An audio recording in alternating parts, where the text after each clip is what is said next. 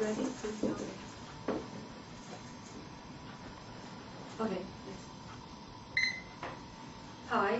Today I'm going to talk about how we can verify programs, and I'm going to explain a specific problem that can appear when we try to verify programs. So first of all, does everyone know what a program is? So most of us, we have written one program in our lifetime, and we saw that bugs can appear. So maybe you intended your program to do something, but you made an error, and the program doesn't work correctly. So then you have to go and find where the error is. But this takes a lot of time. And with formal verification, we can use helpful tools to show us that our program is correct. So you write your program and in some environment. So maybe you use a text editor to write your program. Maybe you use, if you're familiar with Eclipse, well, you write your program. And then by using formal verification, you have here, let's say, a button. You press this button, and the formal verification tool does the checks if your program is correct in the background. And if there is an error here, it highlights it with red. So you don't need to find the error yourself. You use some formal tool to find the error. And but this formal verification is pretty difficult to do for any kind of program. And I'm going to give you an example of why it is difficult. So let's say we have so you write your program, and somewhere inside your program you want to say use this statement x equals 5. So you have this number x, which is equal to 5. But what if what if you can access the variable x from multiple points in the program?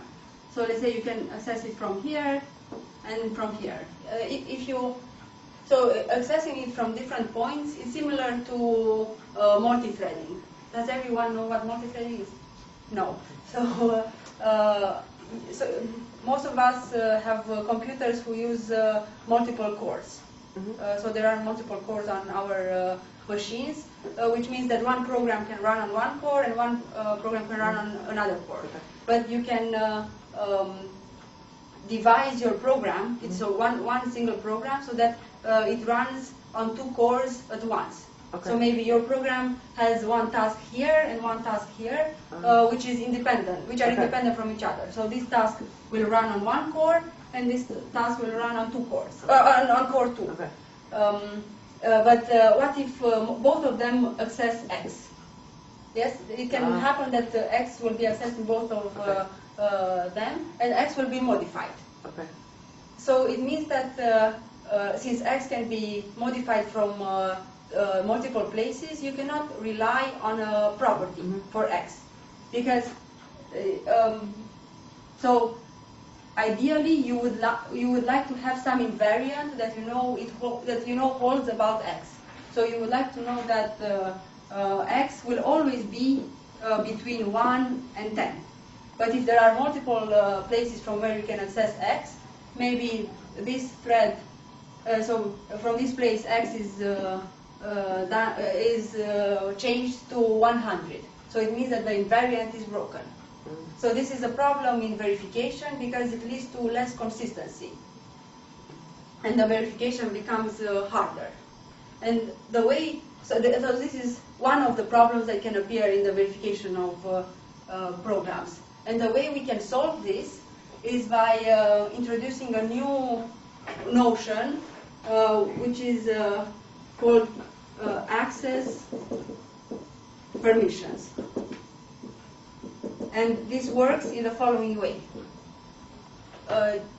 We say that here we have a shared permission to this number, and from here we have also a shared permission. So, and also whenever we modify this this number, we make sure that it is between 1 and 10. So this would be a violation, and the formal verification tool would raise an error, because you're not allowed to modify this to 100 if you specify the invariant to be between 1 and 10. Yeah, so I showed you one problem that can appear when we try to formally verify programs, and this is access permissions, and setting one invariant is one way of solving it and making sure that there is more consistency in the verification process. Can I ask a question? Yes. About the access permissions? I know you didn't really start to explain much, but is that an internal programming term? I mean, is that what's happening, or is it something that the user is going to be aware of? Like, access permission is going to be something that they explicitly have to make a choice about?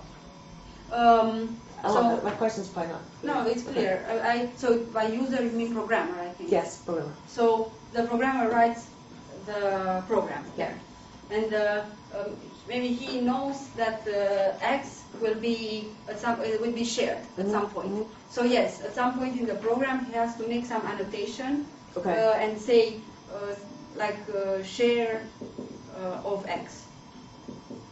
And this will tell the verification tool that X is a shared variable.